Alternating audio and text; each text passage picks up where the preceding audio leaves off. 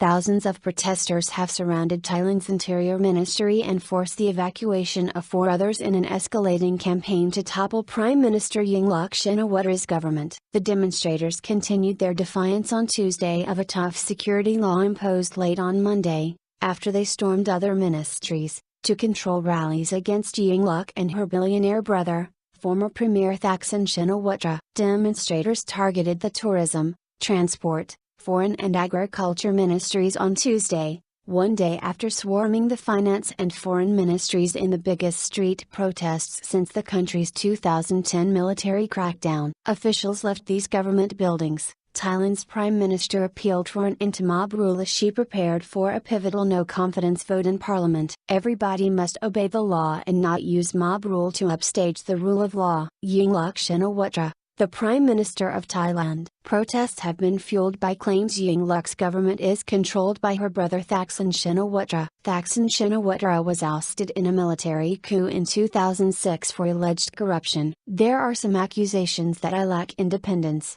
and that I lack intelligence, and have to be controlled by pushing a button, she said in a televised speech on Tuesday. The accusations against me are too severe and unjust. Reporting from Bangkok, Al Jazeera's Florence Liu said that a Thai court approved an arrest warrant for Thaksin, one of the top protest leaders, on Tuesday in connection with the occupation of ministries. Talking to Al Jazeera, Thaksin vowed to stay at the finance ministry, where he continued a sitting protest with others, and said that he would address the protesters later in the day. Liu also said that the police forces are planning to go to the occupied government buildings and try to persuade protesters to leave. ISA invoked. The police presence in Bangkok has grown in response to the expansion late Monday of the Internal Security Act, ISA, which gives authorities additional powers to block routes, impose a curfew, ban gatherings and carry out searches, although peaceful rallies are still allowed. About 200 anti-government protesters camped out overnight at the finance ministry after Yingluck Shinawatra invoked the emergency law. We have told protesters that after the ISA was invoked across Bangkok,